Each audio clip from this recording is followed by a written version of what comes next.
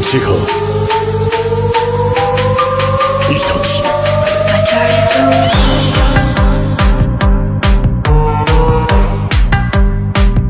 久しぶりだな、サスケ。As I pulled up to Moe's on Charlotte Boulevard, I still wasn't sure why my older sister Catherine wanted me to install microcams in my glasses. So far, my sister's notes had been correct. This, however, was just weird. I walked into the bar, ordered a drink, and sat in the corner waiting.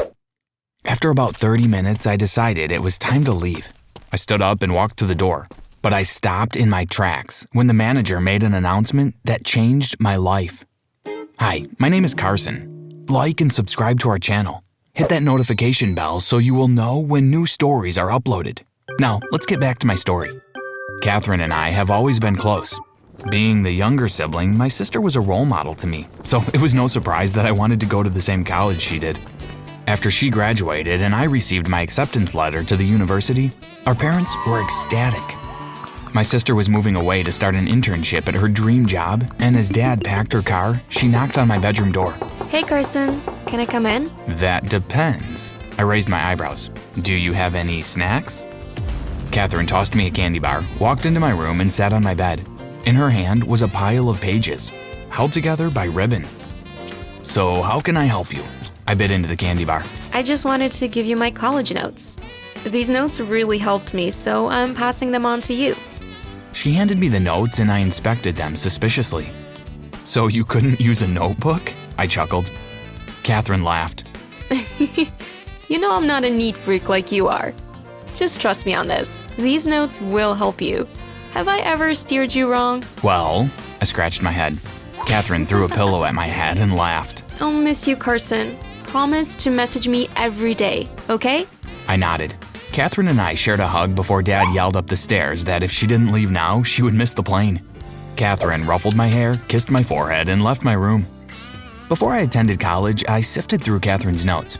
It was quite ingenious. Catherine created cheat sheets for each professor on campus. Their likes, dislikes, allergies, hobbies, addresses. I should have thought about this in high school, I thought to myself as I read the notes. Once at college, I shared a room with a guy named Adam. We liked a lot of the same things and we got along pretty well. As I moved through the semester, guided by Catherine's notes, I was able to build strong relationships with my professors, and of course, keep a 3.8 grade point average. During my second year in college, I decided to try and get through on my own merit instead of using Catherine's guide. This, however, turned out to be a grave mistake, since two of my professors resorted to giving me D's on my last two assignments. I walked into my dorm room and slammed my bag on the desk. Let me guess. Adam looked up from his phone. You got another D from Professor Damon, didn't you? I thought I had that in the bag. I can't afford to get any more D's if I want to maintain my grade point average. I tried everything to get those two professors to like me, but it was all in vain. Adam shook his head. Your problem is you've been trying to get the wrong people to like you. Professor Damon and Professor Jackson don't correct their papers, their teaching assistants do. So they're the ones you should be targeting to get your grades up. That night, while Adam was asleep, I pulled out Catherine's notes. Her notes warned that Professor Damon's teaching assistant, Miss Foster, and Professor Jackson's teaching assistant, Miss Phillips, were not easily swayed and were tough markers. The instructions to handle these two teaching assistants was to head to Charlotte Boulevard, wear glasses, and place microcams on it. That's where you met me at the story, about to leave the bar when the manager made an announcement. Now is the time you've all been waiting for. Let's welcome Candy and Jasmine. The patrons at the bar hooted and screamed as Miss Foster and Miss Jackson walked out from the back in extremely short crop tops and shorts. If I didn't know they were teaching assistants at the college, I would never have guessed it. Without the tight buns and suits, they were gorgeous. I watched in amusement as Candy and Jasmine entertained the patrons by doing tricks while pouring drinks and getting the patrons involved. After about 30 minutes, when I thought I gathered enough leverage and footage for blackmail to get myself an A, I left. I know what you're thinking, that I'm a horrible person for even thinking about doing this. But trust me, in life sometimes, you need to embrace the opportunities as they come. The following week, I had assignments for both professors. After I handed the assignments in during class, I was able to corner both Miss Foster and Miss Jackson in the parking lot. "Hi, good afternoon, ladies." I nodded at the both of them. Good afternoon, Mr. Bell. Can we help you with something? Miss Foster looked me over. I just wanted to let you know that I expect A's on both my papers this time. You'll get straight A's if you put in the work. Miss Jackson sounded amused. They began to walk away and I blocked their path. No, you see, I have put in the work, but yet still I can't seem to hit that A. You are Catherine Bell's brother, correct? Miss Foster asked.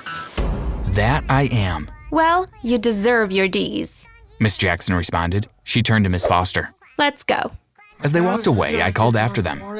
Last Saturday, I went to Moe's on Charlotte Boulevard. Do you know the place? They stopped and I smiled. They slowly turned around. I knew you would see it my way. I pulled my phone out of my pocket and approached them. I played a part of the video before looking at them. You both know what will happen if I don't see grades B+ and above on my remaining assignments. They both nodded.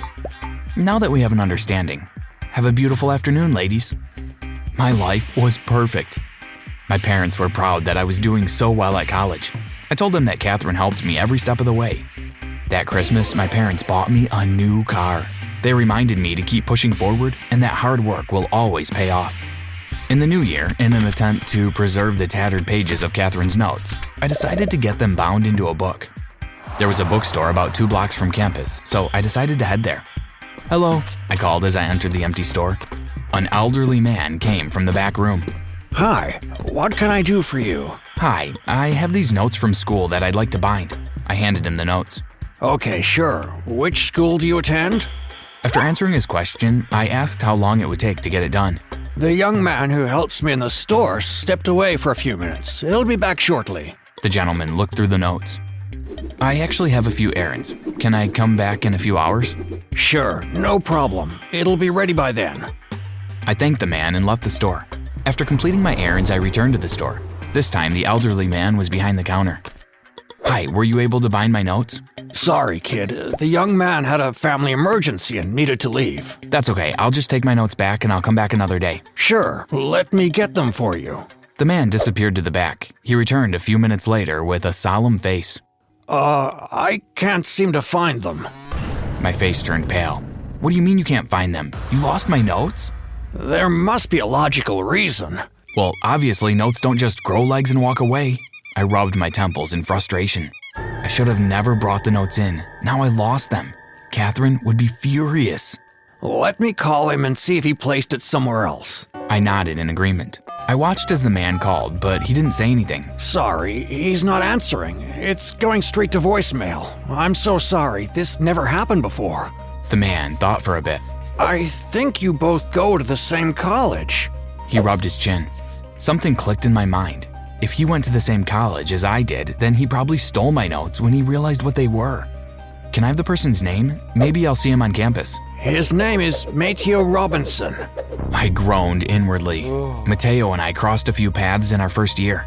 I didn't like the guy. He was rude and obnoxious to everyone he met. How was I supposed to get my notes back from him? I thanked the man and exited the store. As soon as I entered the dorm room, I fell onto my bed face first. What's your problem? Adam asked. I rolled over and proceeded to tell Adam everything. He sat and listened silently until I was finished. So, you mean to say you've had cheat sheets this entire time? Adam raised a brow. Bro, you're the smartest guy I know. You have a 4.0 average. You didn't need any cheat sheets. Adam stroked his chin.